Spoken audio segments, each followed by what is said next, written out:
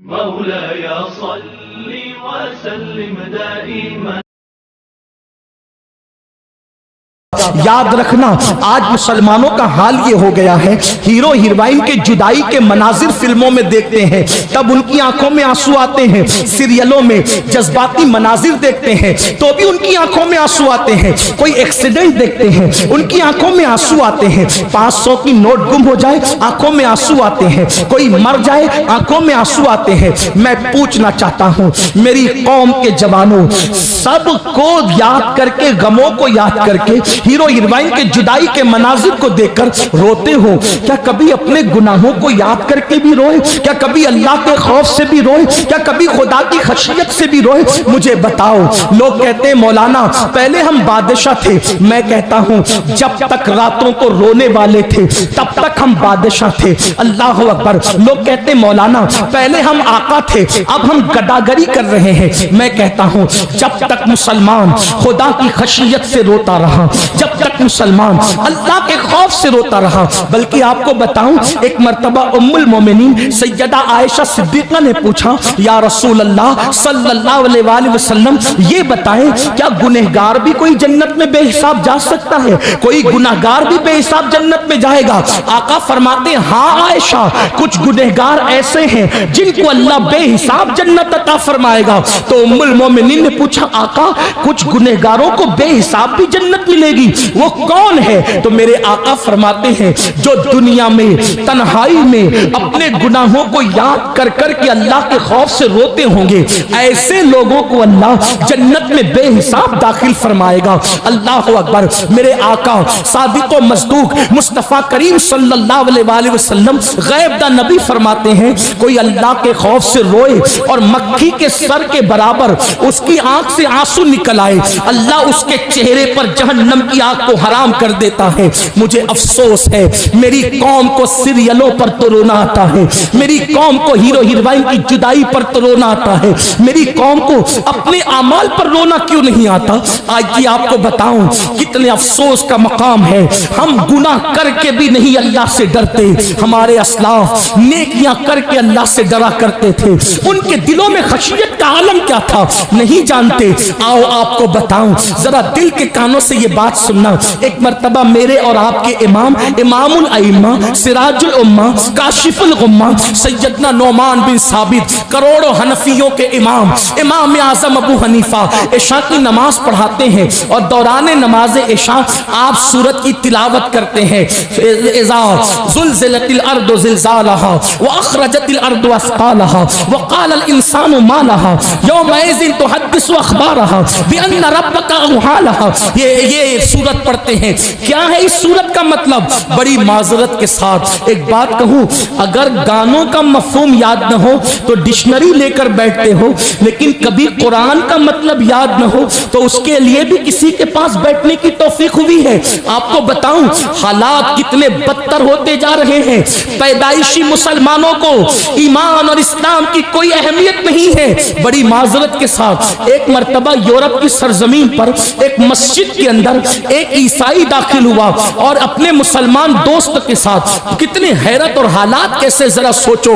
اپنی تباہی کسی اور کا دیا ہوا نہیں ہے، اپنی تباہی اپنی اوقات اپنے حالات اپنے معاملات کی وجہ سے ہے. اللہ اکبر اللہ اکبر.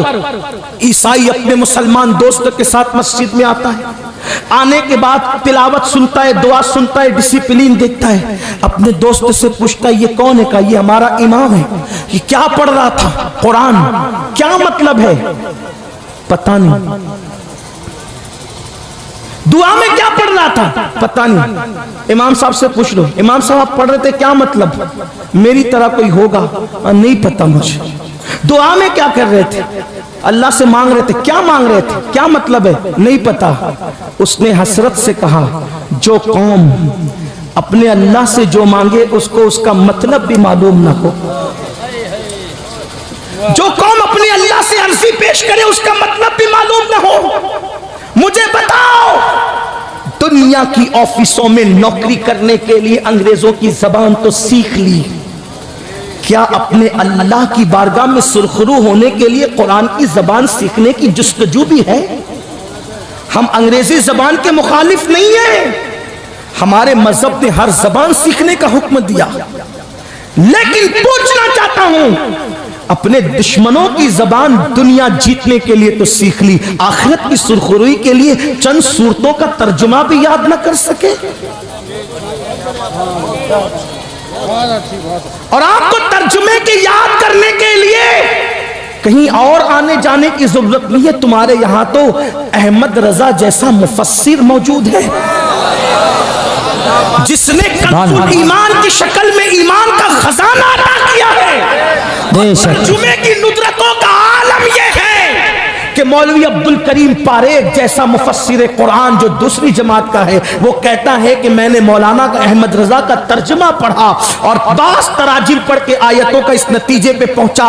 مولانا عبدالکریم پاریک کی بات کر رہا ہوں، میں اپنی بات نہیں کر رہا ہوں۔ عبدالکریم پاریک صاحب کہتے ہیں کہ میں امام احمد رضا کا کنز ایمان پڑھنے کے بعد اس نتیجے پر پہنچا کہ اگر بفرض محال قرآن اردو زبان میں نازل ہوتا تو جو مولانا نے ترجمہ کیا ہے بعض آیتیں بالکل اس کے مشابہ، سبحان اللہ سبحان اللہ، ایسا قرآن کا ترجمہ کرنے والا ہماری جماعت میں موجود ہے، اور ہمیں قرآن کی چند صورتوں کا ترجمہ بھی یاد نہیں۔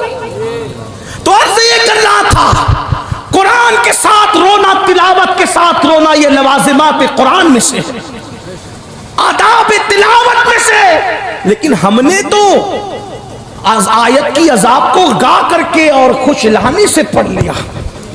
آپ کو پتہ ایک مرتبہ ابن مسعود نے قرآن پڑھا رضی اللہ تبارک و تعالیٰ عنہ، معلم الامہ عبداللہ ابن مسعود قرآن پڑھتے، حضور نے فرمایا ابن مسعود قرآن تو پڑھ لیا، اس کا ساز و سامان اس کے ساتھ کہاں ہے؟ تو حضور وہ کیا ہے؟ فرمایا قرآن حسن کے لہجے پہ اترا ہے، جب بھی قرآن پڑھا کرو تو رونے کے لہجے میں پڑھا کرو، رونا نہ آئے تو کم سے کم رونے جیسی صورت بنا لو۔ لیکن ہمارا حال تو پہلی بات تو قرآن سنتے نہیں، قرآن سنتے نہیں، اور سن لو چلے بہت دور نہیں جاتا، اس لیے کہ وقت کی نزاکت ہے، ہمیں کہیں پہنچنا بھی ہے۔ امام اعظم ہمارے امام، کون امام اعظم؟ کون امام اعظم؟ مسجد کی جمعہ کی 2 رکعت کا امام نہیں، وہ امام اعظم جس کا عمل یہ ہے کہ پڑوس کی لڑکی ایک دن اپنے باپ سے کہتی، بابا ہمارے پڑوس کے آنگن میں جو درخت کا سایہ روزانہ رات کو نظر آتا تھا وہ اب نظر نہیں آتا۔ تو اس نے رو کر کہا، بیٹی وہ کوئی درخت کا سایہ نہیں، وہ مسلمانوں کا امام تھا جو پوری رات نماز میں قیام کی حالت میں کھڑا رہتا تو اس کا سایہ ہمارے آنگن میں پڑتا۔ وہ مسلمانوں کا امام جس نے رمضان المبارک میں 61 قرآن ختم کیے، ایک دن میں، ایک رات میں، ایک تراویح میں، وہ مسلمانوں کا امام۔ داتا علی حجویری جیسی شخصیت ان کو امامی، میرا امام کہہ کے پکار۔ داتا صاحب کوئی معمولی انسان ہے جس کو غوث اعظم اللہ کا شیر کہیں۔ غریب نواز جب ہند آنے لگے مزار پر مراقب ہوئے تو قبر انور سے جو ہے وہ اشارہ دیا گیا، ہند جا رہے ہو تو اللہ کے شیر کے پاس ضرور جانا۔ کہا وہ کون ہے ہند میں اللہ کا شیر؟ کہا اسی کو علی حجویری کہتے ہیں۔ وہ داتا صاحب جس کو میرا امام کہے، امام اعظم ابو حنیفہ، وہ ہستی کروڑوں حنفیوں کے امام، غریب نواز کے امام، امام اعظم، محبوب الہی کے امام، امام اعظم، صابر پاک کے امام، امام اعظم، بختیار کاکی کے امام، امام اعظم، مجدد الفسانی کے امام، امام اعظم، امام اہل سنت 14ویں صدی کے مجدد امام کے امام، امام اعظم۔ میں سوچتا ہوں جس کے مقتدی ایسے ہیں وہ مقتدی امام اعظم کی شان کا عالم کیا ہوگا۔ لیکن امام اعظم قرآن مقدس کی سورت پڑھتے ہیں، اذا زلزلت الارض زلزالها واخرجت الارض اسقالہا، کیا مطلب؟ اس صورت مبارکہ میں اللہ نے قیامت کے زلزلے کا ذکر کیا ہے، یعنی زمین پہ زلزلہ طاری ہوگا۔ ہاں بڑی معذرت کے ساتھ میرے سنی جوانوں، تم میدان محشر کا ذکر سن کر کے میرے بھولے بھالے شاعروں کی زبان سے خوش ہوتے ہو۔ جو ہوگا دیکھا جائے گا، کیا ہوگا دیکھ لیں گے، جو ہوگا دیکھا جائے گا۔ میرے عزیز، میری قوم کے جوان، جو اسٹیجوں سے تجھے مفت کی جنت بانٹی جاتی ہے، بانٹنے والا بھی دھوکے میں ہے اور تو لینے والا بھی دھوکے میں ہے۔ واللہ جنت اتنی سستی نہیں ہے۔ آپ کہتے ہیں ان کا چہرہ دیکھو اور جنت پا جاؤ، ان کا چہرہ دیکھو اور جنت پا جاؤ۔ میں چہروں کا مخالف نہیں،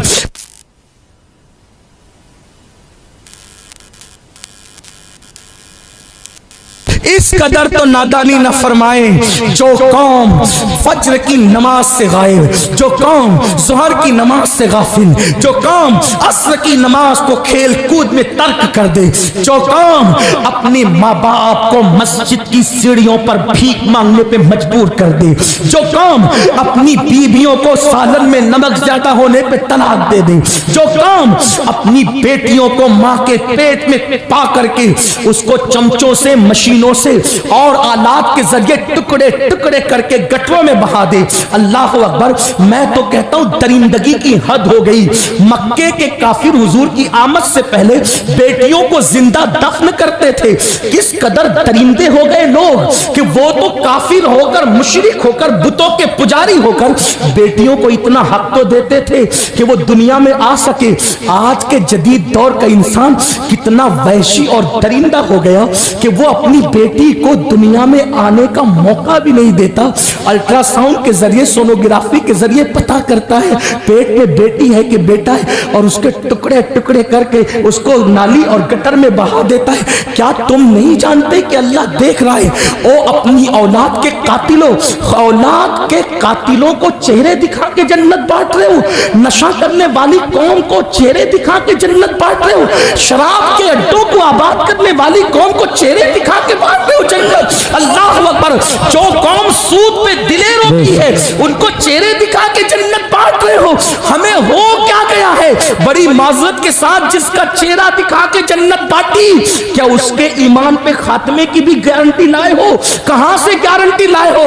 ارے غوث پاک جیسا اللہ اکبر راتوں کو دعا کرتا ہے، اے اللہ عبد القادر کا خاتمہ ایمان پہ فرما۔ غوث پاک کو عید کے دن روتے ہوئے دیکھا، کسی نے کہا مولا غوث پاک، اے غوث پاک کون؟ غوث پاک ہم قادریوں کے عقیدے میں غوث پاک کون؟ بریلی سے آواز آتی ہے، تو اپنے وقت کا صدیق اکبر، تو اپنے وقت کا صدیق اکبر، غنی جو حیدر و عادل ہے یا کون؟ ہزاروں تابعی سے تو فضوتر، یہ طبقہ مجمل فاصل ہے یا کون؟ اللہ اکبر، الوہیت ہی ایک احمد نے نہ پائی، نبوت ہی سے تو عادل ہے یا کون؟ تیرا ذرہ مہے کامل ہے یا کون؟ تیرا قطرہ یم سائل ہے یا کون؟ اللہ اکبر، اور کہتے ہیں رضا کا خاتمہ بالخیر ہوگا، تیری رحمت اگر شامل ہے یا کون؟ جس کا کرم شامل ہونے پر ایمان پہ خاتمے کی ضمانت ملے۔ اس غوث پاک کو عید کے دن مرید نے روتے دیکھ کر پوچھا، آپ کیوں رو رہے ہیں؟ آج عید کے دن رونے کا دن ہے؟ فرماتے ہیں بیٹا، عبد القادر کی عید اس دن ہوگی جس دن اس کا خاتمہ ایمان پر ہوگا۔ 40 سال تک عشاء کے وضو سے فجر پڑھنے والے غوث اعظم، وہ غوث پاک ہم قادریوں کے عقیدے میں وہ خود کہتے ہیں کہ جب تک مجھے قسمیں نہیں دیتا میں کھانا نہیں کھاتا، جب تک مجھے قسمیں نہیں دیتا میں پانی نہیں پیتا، اور امام میرے کہتے ہیں قسمیں دے دے کے کھلاتا ہے پلاتا ہے تجھے پیارا اللہ تیرا، چاہنے والا تیرا۔ وہ ہماری تعلیم کے لیے ایمان پر خاتمے کی دعا کرے اور ہم چہرے دکھا کر زانیوں کو، شرابیوں کو، جواریوں کو، کچھ تو خیال کرو۔ مجھے پتا ہے کہ میری قوم اس پر مجھ سے ضرور ناراض ہوگی، لیکن رضا اور ناراضگی کا خیال وہ کرتا ہے جس نے کسی چیز کو اپنا پیشہ بنایا ہو، یہ عبادت ہے، پیشہ نہیں۔